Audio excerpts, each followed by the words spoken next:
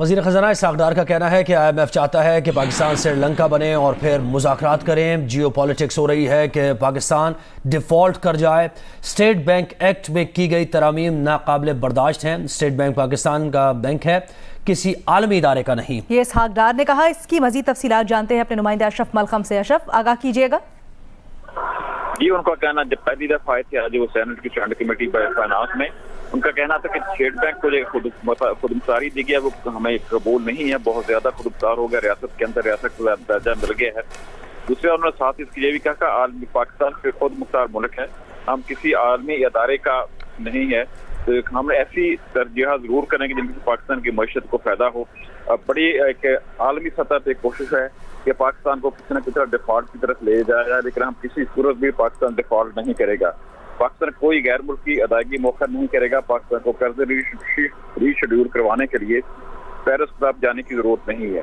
ہم نے امپورٹس کو ترجیحات دی ہیں جس میں پاکستان کے بیرونی ادائیگیوں کو مینج کریں گے۔ سارا پاکستان کے دیوالیہ ہونے کے جو لوگ سارا وقت یہ رٹ لگاتے ہیں کہ پاکستان دیوالیہ ہو جائے گا، اب تو ایم ڈی آئی میں اس نے بھی کہہ دیا کہ پاکستان ڈیفالٹ نہیں ہوگا۔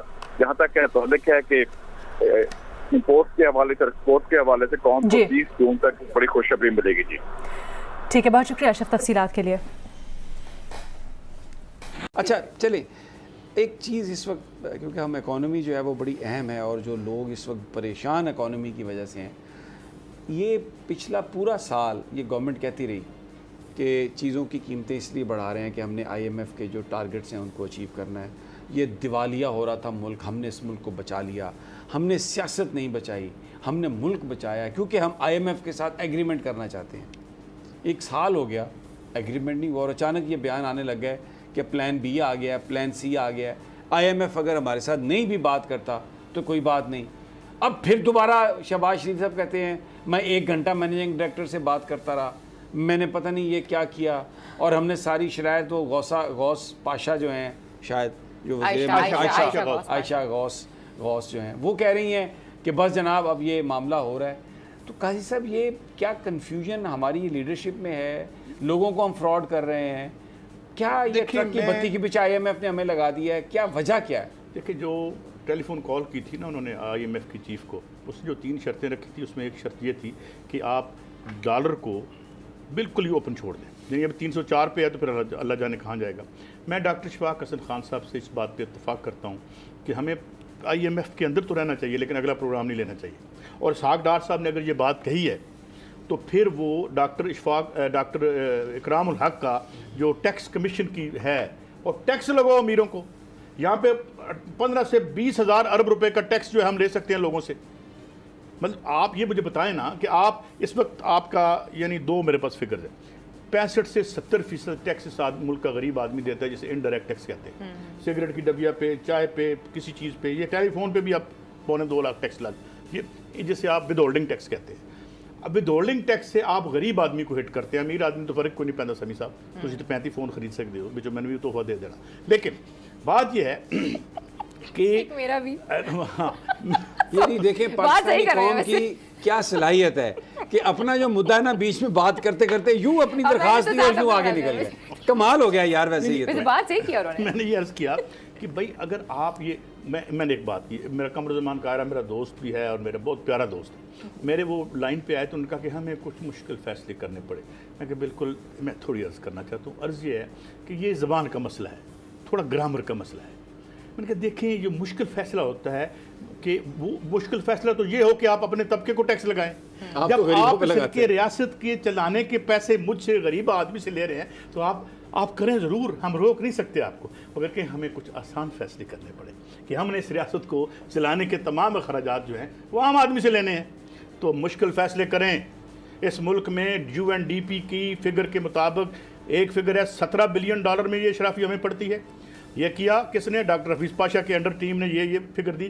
پھر ان کے شاگردوں نے اس میں مزید بات کی، ان کا جی $23 بلین میں یہ اشرافی آپ کو پڑتی ہے، اور یار اس میں سے 4 بلین ہی نکال لو، 6 بلین ہی نکال لو، تو آپ کو آئی ایم ایف کے پاس نہیں جانا پڑتا۔ میں آپ سے ایک اور سوال کرتا ہوں۔ ابھی آپ نے کہا کہ جو اشرافیہ ہے اس کو ٹیکس لگانا چاہیے۔ اگر ہم جو کیپٹلسٹ ماڈلز ہیں اگر ہم ان کو دیکھتے ہیں، امریکہ کو اگر ہم سامنے رکھ لیں تو وہاں پر جو ریپبلکن پارٹی کرتی ہے کہ وہ کہتے ہیں بجائے ٹیکس لگانے کے آپ انسینٹیو دیں بڑے بزنس مین کو تاکہ وہ بزنس کریں, اس سے مزید بزنس میں اضافہ کریں, اپنے ورکرز کا جو ہے زیادہ خیال رکھیں, انہیں پیکج دیں تاکہ وہ جو آپ کی جو ورکنگ کلاس ہے اس کے اندر کچھ خریدنے کی صلاحیت پیدا ہو. زمین صاحب تھوڑی لائٹ بھی بات اس سے ملتی جلتی کر لیتے ہیں. میں نے یہ پہلے بھی بات آپ کو سنائی تھی. وہ بات یہ ہے کہ وہ جو آپ کو پتہ ہے ایک قرض دار تھا اور ایک قرض خواہ تھا, اس نے کہا میرے پیسے واپس کر, تو کہ میں نے آپ کے پیسوں کا انتظام کر لیا ہے, میں اپنے گھر کے باہر کیکر لگاؤں گا, یہ بڑے ہوں گے, ان میں کانٹے نکلیں گے, نیچی سے اونٹ گزریں گے روئی والے, وہ روئی میں نکال کے بیچوں گا.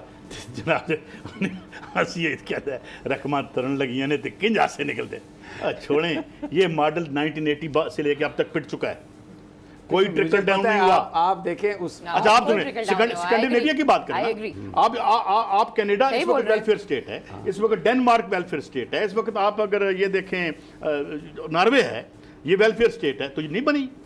یہاں پہ دیکھیں ہیلتھ فری ہے, یہاں پہ دیکھیں ایجوکیشن ہے, ہاؤسنگ ہے, یہ دی جا سکتی ہے. اور یار اور تو چھوڑیں, آپ کو پتہ ہے کہ نکولس مدورو نے اس کے مرنے کے بعد, حالانکہ پوری دنیا کی سینکشن اس پہ لگی ہوئی ہیں, اس نے 3.5 کروڑ آبادی کے لیے 4 ملین مکان فرنشڈ بنا کے لوگوں کو دیے.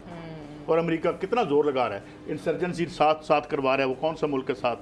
اچھا بات سنیں, یہ آپ زیادہ نہ کہیں, وہ ہمارے ملک صاحب پہنچ جائیں گے ادھر جہاں پہ گھر بن رہے ہیں, ملک صاحب اور وہ جو ہمارے بہت بڑے ٹائکون ہیں.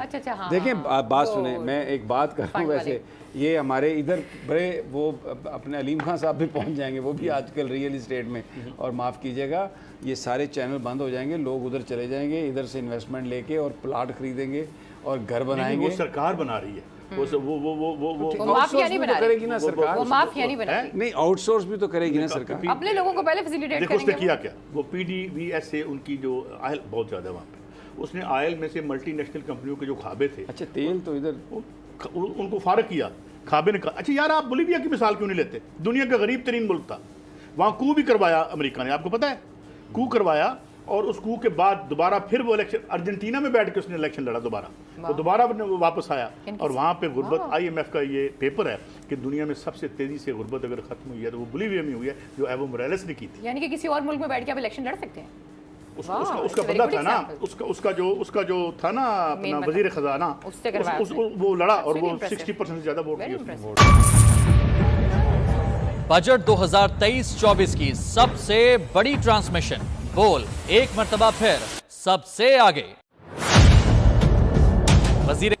وزیر خزانہ اسحاق ڈار نے بتایا ہے کہ آئی ایم ایف نے ٹیکس چھوٹ پر اعتراض اٹھایا ہے. انہوں نے کہا ہے کہ ہم ایک خود مختار ملک ہیں اور ہمیں اپنے فیصلے خود کرنے کا حق دیا جائے. انہوں نے کہا کہ ٹیکس چھوٹ کے بغیر شرح نمو کیسے بڑھے گی, کیسے پاکستان ترقی کرے گا, اور بہت سے اہم فیصلے جو ہم نہیں کرنا چاہتے آئی ایم ایف اس پر مجبور بھی کر رہا ہے. انہوں نے کہا کہ